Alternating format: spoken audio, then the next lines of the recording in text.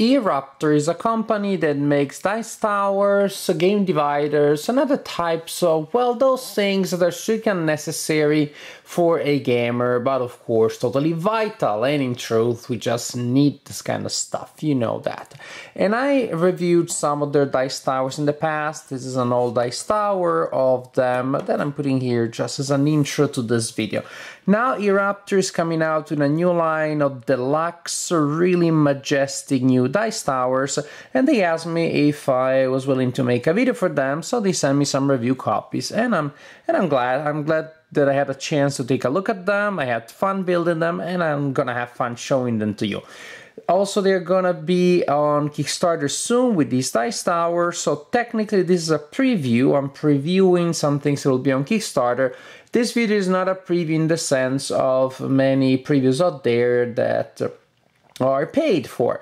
All of my videos are free of charge. I make them because I have fun to make them and because I want to share my opinions. So it's a preview because it's about stuff that is not out there yet, but is not a paid preview. Now, this being said, I showed you this pretty glorious dice tower here because the first tower in the new E-Raptor line that I want to show you is a new version of this one, modified version, a color version and also slightly updated in the shape. This is it. This is this beautiful red dragon. I wonder if they will also have other types of dragons available, but well, the red one is the most important one, as everybody who played Dungeons and Dragons, the red box, when they were kids, knows that the red dragon is the real one. Really nice. Look at the detail of the art, the paint. Both sides are painted, so, well, the dragon looks really nice. I'm not too crazy about the logo here being so visible. I would have liked if this was red also and the logo was a little more discreet, or if the logo was down here at least, but this is the design. Incidentally, the logo was there also in the earlier version. It was less visible. The earlier version, I don't know if you noticed, was unpainted, and I never painted it because, well, I don't know how to paint stuff. So to me, this is a very nice upgrade. There's also another, apparently small but not irrelevant change. Can you see the difference here and here? Well, the tower looks great, of course, and also you probably want to use it to actually roll dice. One problem that I had with the old one is that when you were collecting them, these spikes here were kind of annoying. You had to maneuver around because you didn't want these spikes well, to just hurt you, just to be annoying, to be in the way. Now these spikes here are much shorter and the tip is a little rounded, so no problem. Now you won't have any problem scooping out the dice. Not only does this new tower look much better than the previous version, but it is also more functional.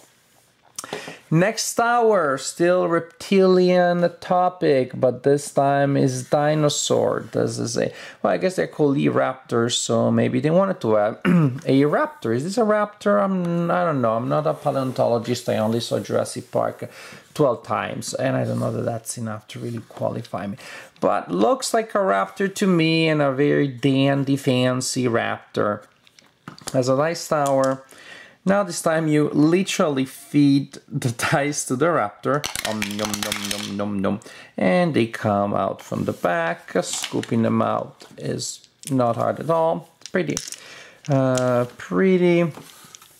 functional, if not for the thing, which is unusual, that you feed the die on one side and it comes out on the other. Usually, as you can see, they tend to be from the same side.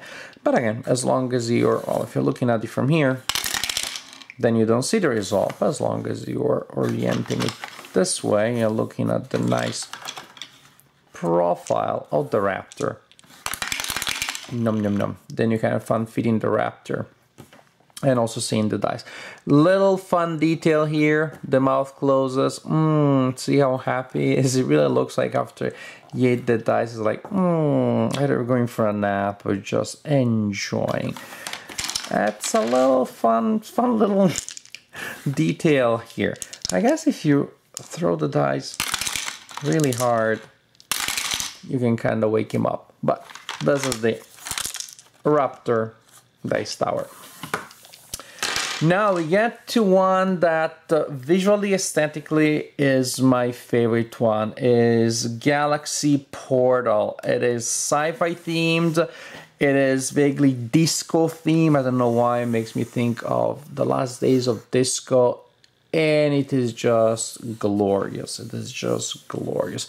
Very different design from the previous ones, and from actually pretty much any other dice tower that I've ever seen. Calling it dice tower is not even, it's not even appropriate anymore. It's not enough. The dice palace. It's just beautiful. It's gorgeous. It's so originally inventive also, with these vertical lines here instead of the traditional solid tower that you have, with these circles here that act as the surfaces on which the dice will bounce. And if you look around, because of these surfaces, because of the circles being at an angle, ooh, it almost looks like they're dancing around these little oblique, oh, if that is the right word, these circles here, but very nice. Now, something unusual here is the top of the tower has a flat surface. Most towers don't. You wouldn't be able to fit a die on top of the Raptor without the die falling through. I guess an advantage is that maybe you're picking up your dice and you're counting your modifiers. Okay, for this roll I need 2d12 and 86. You place them there, you check, and then you push them. As for collecting them, it's not as convenient, I must say, as the other ones, maybe because my hands are so freakishly huge, but still fairly functional. Just sometimes the dice, you get a little bit stuck under here, under this protection, but no big deal. If you do have very small dice, well, they probably would fall through, but they have to be really small, like very unusually small. One detail, differently from most towers that I've seen that have three surfaces on which the dice will bounce, 1, 2, and 3. This one only has 2, but that should be more than enough to randomize your rolls, especially because you can kind of like throw them in. They will maybe bounce here and fall in there. So that should be fine. I don't see that as being a problem affecting the random element. And it is just a sculpture. To me, this is just, I could just show it off on a furniture, and then maybe I just want to play with it or break it. So maybe I'll have to put it in a little bit discreet position and just take it out for a game. But wow, this is Dice Tower art redefined. And now we get to the piece of resistance, not necessarily because I like it more, I like the beauty and elegance, but because of the complexity, because how sophisticated this one is. And this is the Steampunk furnace. And here it is. As a fantasy player of fantasy games, more than a steampunk, to me, is like this is like a dwarven forge. This is where the dwarves forge their amazing weapons and things. So very nice, very thematic, nice color palette with warm colors. Huge as the ones that you've seen before, and frankly it could just be a prop for fantasy war game. I could totally see myself playing a war game with fantasy dwarves and some precious item here that somebody's trying to steal and the dwarf is protecting it, or the dwarf is trying to throw somebody in the forge. Really, really neat. Now, features, there are two sections that move, because you're thinking, wait a second, how the heck is that a tower? Well, here there are these doors that open, whoa, and that turn this flat surface here that you see in the tray in which the dice will fall. Now this area is secluded, so the dice will fall from up there and go there. From where though, you may wonder? Well, look at this. Isn't this neat? Isn't this neat? Yeah, you steampunk friend, I know you're getting crazy seeing all of those cogs that rotate. That is like steampunk heaven. You could even, thinking about a surface where you put your dice, just to check that you hold the right ones, like we saw with Galaxy Portal, you could even put your dice there, and then how neat is that? How both strictly speaking unnecessary, and once you see it is like, oh my gosh, my life was so useless before I saw this, and it's gonna be useless if I don't play with this. It's just a great toy, as well as a prop for miniature wargaming, as well as a piece of art, as well as, among all other things, a dice tower. So, and as for the bouncing surfaces, also this one has, technically speaking, only two, 1 and 2, unless of course you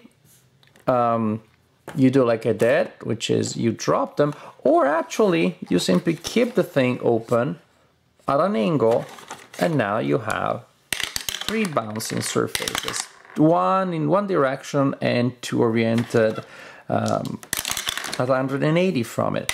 So really neat dice tower. Again, from the simple point of view, the aesthetics, that is my favorite one, the Galaxy one, but this one is definitely a remarkable piece of dice tower engineering.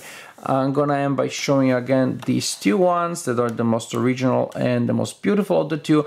The other ones that I showed, the Dragon and the Raptor, are really fun too, but in general, these are great dice towers. I'm incredibly happy that I was able to add them to my collection. Thank you, E-Raptor, for sending them to me as review copies. And these are gonna be on Kickstarter soon. So if you saw anything that you like here, you may consider stopping my Kickstarter, and maybe, you know what to do. I don't want to advertise things, but you know what to do when you see something on Kickstarter and you like it and you have a credit card around. You know what follows. Anyhow, thank you for watching, and thank you for giving me the opportunity to share my love for these delightful dice towers with you.